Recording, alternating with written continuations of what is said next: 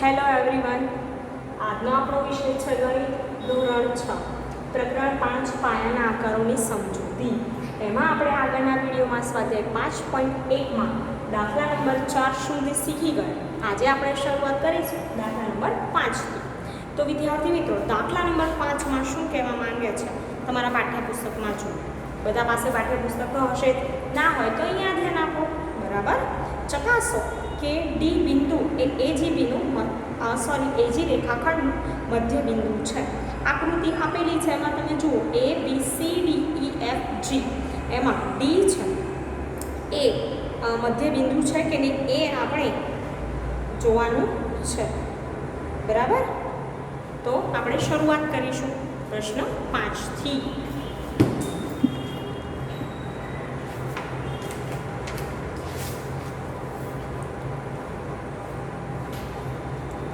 આકૃતિ દોરીને બતાવીશ, તમે પણ તમારી નોટબુકમાં ડ્રો કરજો, પણ તમારે સ્કેલનો ઉપયોગ કરવાનો છે બધાએ. બરાબર ને? તો અહીંયા 0, પછી 1, 2, 3, 4, 5, 6,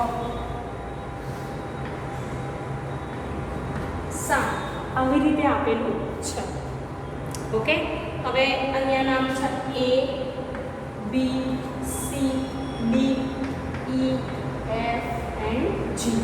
હવે આપણે દાખલાની શરૂઆત કરીશું. ચકાસવાનું છે કે ડી બિંદુ એ એજીનું મધ્ય બિંદુ છે. તો અહીં સૌપ્રથમ આપણે એ બિંદુથી ડી બિંદુ સુધીનું અંતર, એટલે કે એ થી ડી બિંદુ સુધીનું અંતર એડી તથા ડી બિંદુથી જી સુધીનું અંતર ડીજી શોધીશું. બરાબર ને? કે એ થી ડી સુધીનું અંતર એડી અને ડી થી જી સુધીનું અંતર શોધવાનું છે. સૌ પ્રથમ આપણે અહીંયા લખીશું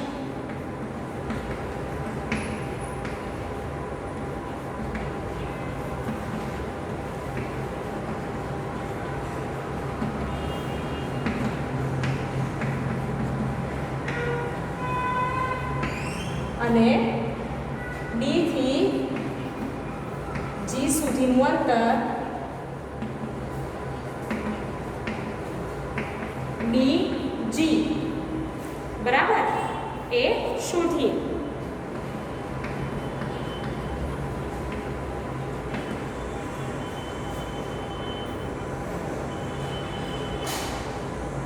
આ બિંદુ ડી. હવે વિદ્યાર્થી મિત્રો, અહીંયા જુઓ એ થી ડી અને ડી થી જી તમે આકૃતિમાં જોઈ શકો છો. હવે એ ડી બરાબર કેટલા છે બિંદુ એ બી બી સી સી ડી. બરાબર ને?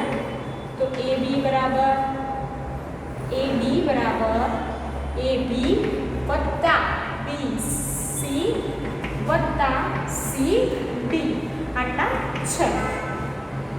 તો હવે તમને ખબર છે આ બંને વચ્ચેનું અંતર કેટલું છે? 1 1 છે. ખબર પડી જાય 1 2 3 4 છે એટલે 1 1 છે. તો અહીંયા લખીશું 1 વત્તા 1 તો સરવાળો થશે 3. એડી બરાબર કેટલા થશે? 3 એકમ. હવે એવી જ રીતે આપણે શેનું શોધવાનું છે? ડીજીનું. તો ડીજી માટે કરીશું બરાબર ડીજી માટે D E E F F G. Okay, તો સરવાળો કરીશું ડી ઈ એફ અને એફ જી. તો એમાં પણ કેટલા છે તમને ખબર છે? બંને વચ્ચેનું ડિસ્ટન્સ 1 એકમ છે. તો 1 વત્તા 1 ઇઝ ઇક્વલ ટુ કેટલા થશે? 3 એકમ. એમાં પણ કેટલા એકમ છે? 3 એકમ છે. 1 2 ને 3 આકૃતિ જો કઈ ખબર પડી જાય. તો ડી એ એજી રેખાખંડ પર આવેલું એવું બિંદુ છે કે જે એડીજી એટલે કે ડી છે એ કેવું બિંદુ છે કે એ ડેશ ડી ડેશ જી થાય. એ ઉપરાંત એડી બરાબર પણ શું થાય? ડી જી થાય. બરાબર, માટે એડીજી અને એડી બરાબર ડીજી થાય. અને ડી એક એવું બિંદુ છે કે જે એજીનું મધ્ય બિંદુ છે. અહીંયા લખીશું માટે બી એ એજીનું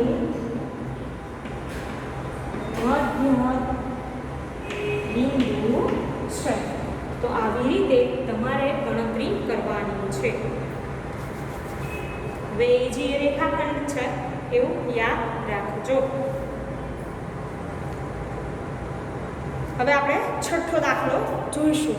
તો તમારે નોટબુકમાં પહેલાં આકૃતિ સ્કેલથી દોરવાની, પોઈન્ટ લખવાના અને પછી દાખલો ગણવાનો અને સમજણ તમને પડવી જોઈએ કે બધા વચ્ચેનું અંતર 1 એકમ છે. હવે આપણે જોઈશું છઠ્ઠો દાખલો.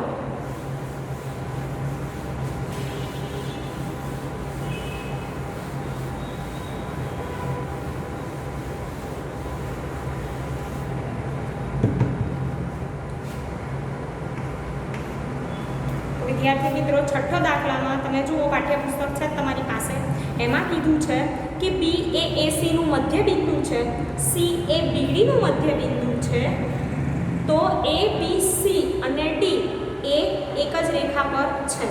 એ બી બરાબર સીડી શા માટે કહી શકાય એવું કીધું છે. તો પહેલાં હું આકૃતિ દોરીશ, બરાબર? તમે પણ નોટબુકમાં ડ્રો કરજો. અને અહીંયા રેખા છે તો દોરીશ. એ આવી રીતે નામ નિર્દેશિત કરવાનું છે, બી સી ડી. હવે એવું કીધું છે એ બી બરાબર સીડી શા માટે કહી શકાય. તો વિદ્યાર્થી મિત્રો, અહીં બિંદુઓ એ બી સી ડી છે, તમે જુઓ એ એક જ રેખા પર આવેલા છે, બરાબર?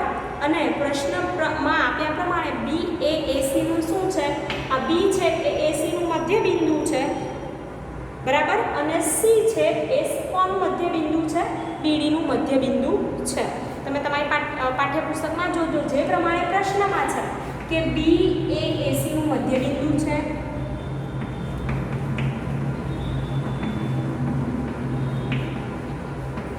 હંમેશા ગણિતમાં જ્યારે તમે પ્રશ્ન પરથી જવાબ શોધો છો ત્યારે તમારે જે પાઠ્યપુસ્તકમાં રકમ આપી હોય એના પોઈન્ટ જોવાના કે રકમમાં તમને શું શું આપેલું છે, એના પરથી તમારે જવાબ તરફ જવાનું છે. ત્યારબાદ તમે પાઠ્યપુસ્તકમાં એવું કીધું છે કે સી એ બીડીનું મધ્ય બિંદુ છે,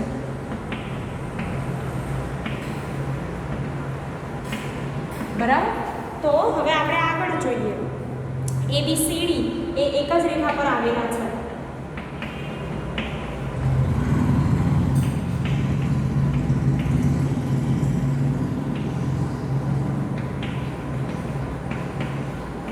રેખા પર આવેલા છે. હવે આપણે આગળ જોઈશું કે એ બી બરાબર શું થાય? માટે એ બી બરાબર બી સી. એ બી બરાબર શું થાય? બી સી થાય. એવી જ રીતે આ આપણું શું થશે? સમીકરણ નંબર 1 બી સી છે એવું યાદ રાખજો. હવે સી એ બીડીનું મધ્ય બિંદુ છે, આપણે જાણીએ છીએ. સી એ બીડીનું મધ્ય બિંદુ છે, માટે બીસી બરાબર શું થશે? સીડી થશે. માટે બીસી બરાબર સીડી. આ બીસી બરાબર શું થાય? સીડી. જેમ એબી બરાબર બીસી એમ બીસી બરાબર સીડી થાય. આ સમીકરણ નંબર 2 છે. હવે પરિણામ 1 અને 2 પરથી યાદ રાખજો. પરિણામ 1 અને 2 પરથી શું કીધું છે? તો AB બરાબર CD. આ AB બરાબર શું થાય? CD થાય. તમારે યાદ રાખવાનું છે. હવે કેમ? કારણ કે કેમ એવું થયું? તો AB બરાબર CD કેમ થયા? તમે જાણો છો A B C D એ કેવા છે? તો એક જ રેખા પર આવેલા હોવાથી એના એકમ માપ કેવા છે? એક સરખા. માટે શું થશે? A B C D એટલે AB બરાબર CD. તો આ હતું આપણા દાખલા નંબર 6. તમારે જ્યારે આવા દાખલા પૂછાય સાબિત કરવાના ત્યારે પ્રશ્ન જોવાનો, જે પ્રશ્ન આપ્યો હોય, રકમ આપી હોય એના પરથી તમારે જવાબ ગોતવાનો થશે. હવે 7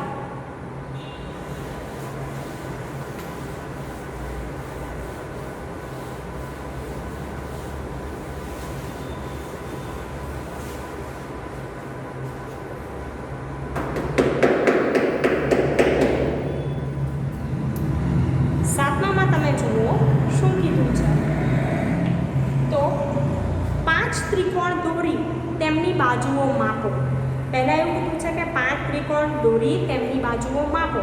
દરેક સ્થિતિમાં ચકાસો કે કોઈ પણ બે બાજુના માપનો સરવાળો હંમેશા ત્રીજી બાજુ કરતાં વધુ જ થાય. તો એ તમને અંદાજ તો આવી જતો હશે કે ત્રિકોણ છે 3 બાજુઓનો બનેલો છે, બરાબર છે, 3 રેખાખંડ છે, 3 બાજુ છે અને 3 ખૂણા છે, 3 બિંદુ છે. હવે એવું કીધું છે કે બે બાજુનો સરવાળો ત્રીજી બાજુ કરતાં કેવો હશે? વધારે જ હશે. તો પહેલાં આપણે સાબિત કરીશું પહેલા ત્રિકોણથી. એક ત્રિકોણ દોરીને બતાવીશ. અહીંયા શરૂઆત કરીએ આપણે દાખલાનું.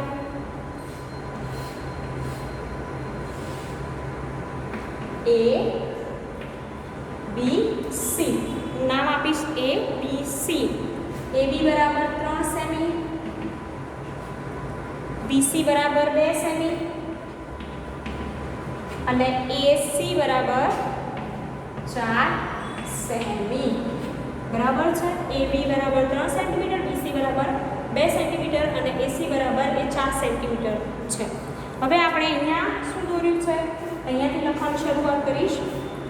અહીં ત્રિકોણ ABC, ત્રિકોણની નિશાની તમને બધાને ખબર છે, દોર્યો છે.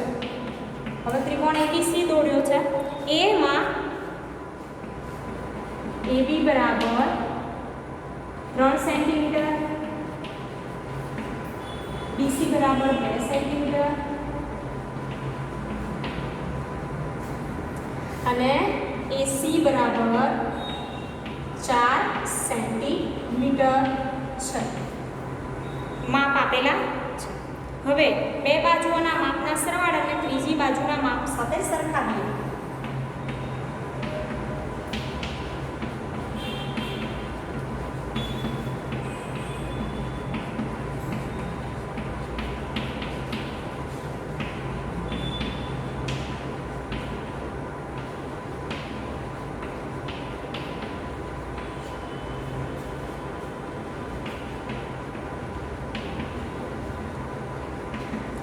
તો કઈ બે બાજુ લઈશું અને જેને ત્રીજી બાજુના માપ સાથે સરખાવીશું? તો વિદ્યાર્થી મિત્રો AB વત્તા BC પહેલા આપણે જોઈશું. AB વત્તા BC. તો AB નું કેટલું છે? 3 સેન્ટીમીટર અને BC નું કેટલું? 2 સેન્ટીમીટર. તો AB વત્તા BC કેટલા થશે? 5 સેન્ટીમીટર. હવે જે ત્રીજી બાજુ AC બરાબર જે ત્રીજી બાજુ AC બરાબર 4 સેન્ટીમીટર કરતાં વધારે છે. બરાબર? હવે તમને ખબર પડી કે આ બેનો સરવાળો તમને જોઈને ખબર પડી જાય કે AB અને BC નો સરવાળો 3 ને 2 5 થાય, 5 સેન્ટીમીટર અને AC નું માપ કેટલું છે? 4 સેન્ટીમીટર છે. તો આ બંનેનો સરવાળો એ ત્રીજી બાજુના માપ કરતાં કેવો છે? વધુ છે. આપણે જે સાબિત કરવાનું તો થઈ જ જાય જો વિચારો તો, પણ આપણે ગણતરી કરીને બતાવવાની છે. હવે આપણે AB વત્તા BC એટલે કે શું લખાશે અહીંયા? AB વત્તા BC is greater than AC. હવે આ ગ્રેટર ધેન તમે નાના ઘરમાં મગરનું મોં કઈ બાજુ ખુલે? તો જે મોટી સંખ્યા હોય એ બાજુ ખુલે. બરાબર? એવી રીતે તો એને આપણે ઇંગ્લિશમાં કહીશું ગ્રેટર ધેન. તો AC. હવે BC વત્તા AC નું સરવાળો કરીશું. આ ગણતરી આગળ ચાલુ રાખવાની છે. બોર્ડ છે એટલે લૂછું છું, તમારે નીચે પોઈન્ટ વાઇઝ લખતા જવાનું છે.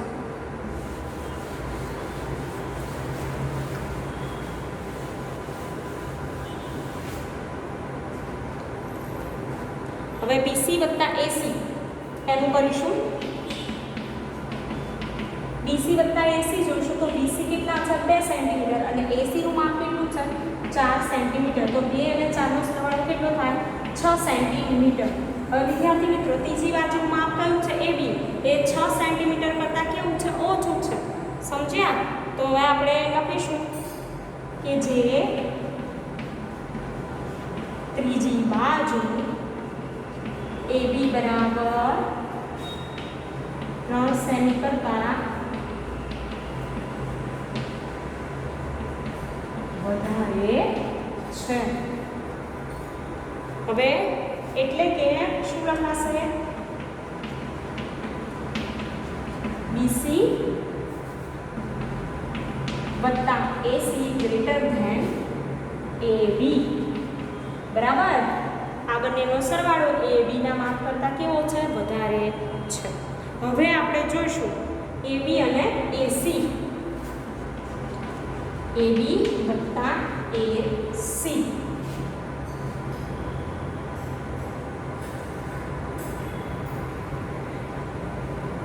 તો AB કેટલા છે? 3 અને AC કેટલા? 4. તો કેટલા થશે? 7 સેન્ટીમીટર. જે ત્રીજી બાજુ કઈ છે? ત્રીજી બાજુ આપણે બે બાજુ લીધી AB અને AC બરાબર. એનો સરવાળો કરે. ત્રીજી બાજુ કઈ છે? BC બરાબર 2 સેન્ટીમીટર કરતા વધારે છે. માટે શું લખીશું? AB વત્તા AC ગ્રેટર ધેન BC બરાબર. તો આના પરથી આપણે શું સાબિત કર્યું? બધી અલગ અલગ બાજુઓ લીધી અને એ બાજુઓ પરથી જોયું કે બે બાજુનો સરવાળો એ ત્રીજી બાજુના માપ કરતાં કેવો છે? વધારે. હવે આપણે બીજો એક ત્રિકોણ દોરીશું અને ફરીથી સાબિત કરીશું.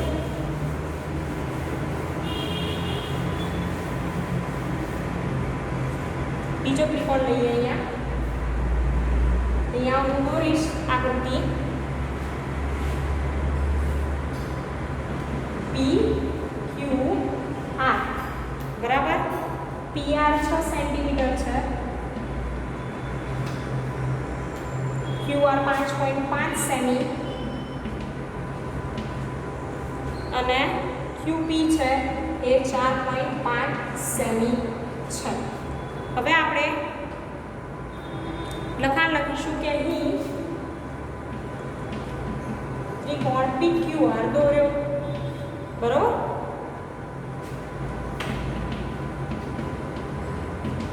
જેમાં PR બરાબર 6 સેમી, QR બરાબર 5.5 સેન્ટીમીટર અને PQ બરાબર 4.5 સેન્ટીમીટર છે.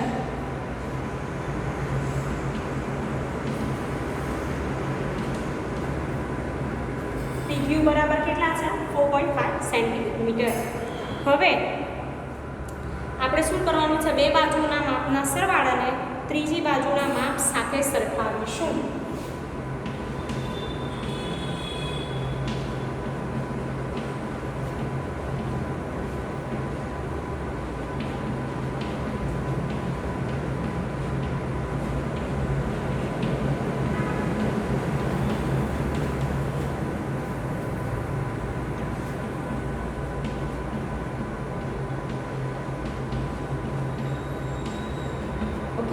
તો હવે આપણે શરૂઆત કરીએ. ત્રણ બાજુઓ છે PQ, QR અને PR. એમાંથી આપણે પહેલા લઈશું PQ વત્તા QR. PQ વત્તા QR. PQ નું માપ કેટલું છે? તો 4.5 સેન્ટીમીટર અને QR નું કેટલું? 5.5 સેન્ટીમીટર. હવે 4.5 5.5 તો કેટલા થશે? એનો સરવાળો 10 થાય. કેટલા? 10 સેન્ટીમીટર બરાબર. જે ત્રીજી બાજુ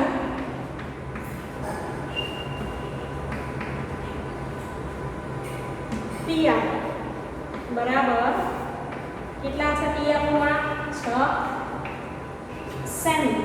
PR નું માપ કેટલું છે વિદ્યાર્થી મિત્રો? 6 સેમી. એના કરતાં વધારે છે. તો શું લખીશું આપણે આગળ શીખ્યા? PQ વત્તા QR is greater than PR બરાબર. આવી રીતે બે બાજુ લીધી. હવે આપણે બીજી અલગ અલગ બાજુઓ લઈએ.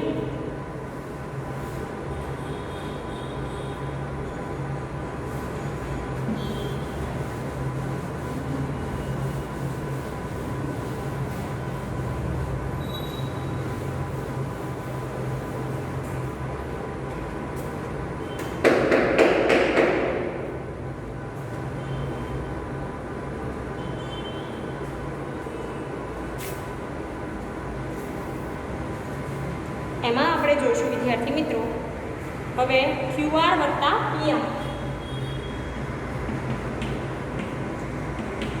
QR માં કેટલું માપ છે 5.5 અને PR નું કેટલું છે 6 સેન્ટીમીટર. તો કેટલા થશે 11.5 સેન્ટીમીટર બરાબર. જે ત્રીજી બાજુ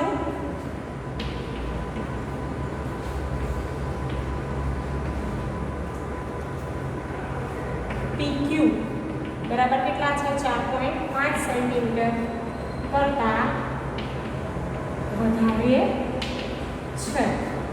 એના કરતાં શું છે વધારે છે. તો આપણે શું લખીશું માટે QR plus PR is greater than QR plus PR is greater than PQ. બરાબર ને. આ બેના માપનો સરવાળો એ PQ કરતાં કેવો છે વધારે છે. હવે આપણે ત્રીજી બાજુ જોઈશું કઈ રહી ગઈ તો PR અને PQ એ જોઈએ.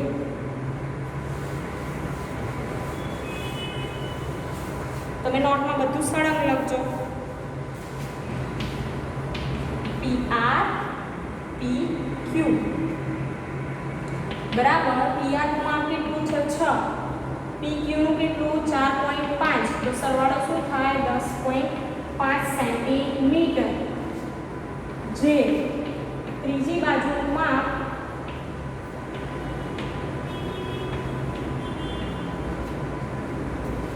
QR બરાબર 5.5 સેન્ટીમીટર કરતા કેવું છે વધારે છે. હવે અહીંયા જુઓ તમે કે આ PR જે PR છે એની બાજુમાં કેટલું 6 સેન્ટીમીટર. PQ નું કેટલું છે તો 4.5 સેન્ટીમીટર. એ બેનો આપણે સરવાળો કર્યો તો કેટલા થયા 10.5 સેન્ટીમીટર. જે ત્રીજી બાજુનું માપ આપણી ત્રીજી બાજુ કઈ બાકી રહી ગઈ તો QR 5.5 સેન્ટીમીટર કરતાં વધારે.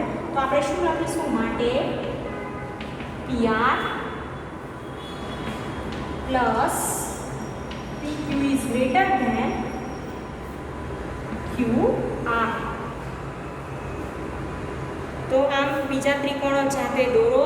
આપણે બે ત્રિકોણની વાત કરી, બાકીના 3 ત્રિકોણ છે એ તમારે જાતે દોરવાના, માપ લખવાના અને આવી રીતે ગણતરી કરવાની. બરાબર છે. તમે આવી રીતે અલગ અલગ ત્રિકોણ દોરી શકો છો, કોઈ પણ માપ રાખી શકો છો. અને એના પરથી શું સાબિત થયું તો ત્રિકોણની કોઈ પણ બે બાજુના માપનો સરવાળો હંમેશા તેની ત્રીજી બાજુ કરતાં કેવો હોય છે વધુ હોય છે. એ આમાં સાબિત થાય છે.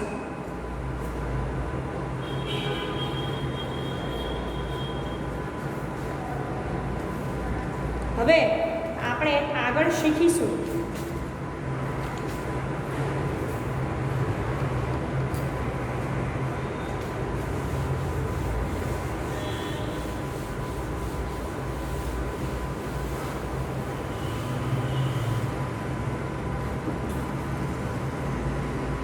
આના પરથી શું સાબિત થયું તો યાદ રાખજો કે ત્રિકોણની બે બાજુના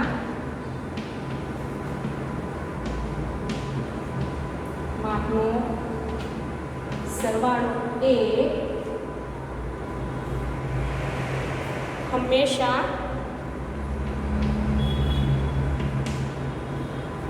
ત્રીજી બાજુ કરતાં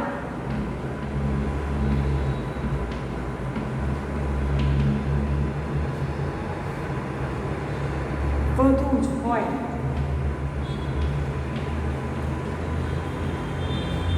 તો આપણે આ સ્વાધ્યાય 5.1માં જે દાખલા ગણ્યા એમાં અમુક સાબિત કરવાવાળા હતા કે આપણે સાબિત કરવાનું કે મધ્યબિંદુ છે કે નહીં. બરાબર છે. ત્રિકોણના બે બાજુના માપનો સરવાળો ત્રીજી બાજુ કરતાં કેવો હોય વધુ હોય. તો આમાં બે ત્રિકોણ જોયા હતા. ત્રીજો ત્રિકોણ તમારે જાતે દોરવાનો 5, 7 કે 8 જે સેન્ટીમીટર રાખવાના અને એમાંથી તમારે ગણતરી કરવાની છે. ત્યારબાદ DAGનું મધ્યબિંદુ એવી રીતે સાબિત કર્યું. ત્યારબાદ 3 બાજુના માપ આપેલા હોય તમને 3 બિંદુઓ હોય અને એના માપ આપેલા હોય એના પરથી પણ તમે કઈ રીતે કયું બિંદુ વચ્ચે આવશે અને કયા 2 છેડા પર અંત્ય બિંદુ હશે એ પણ નક્કી કર્યું.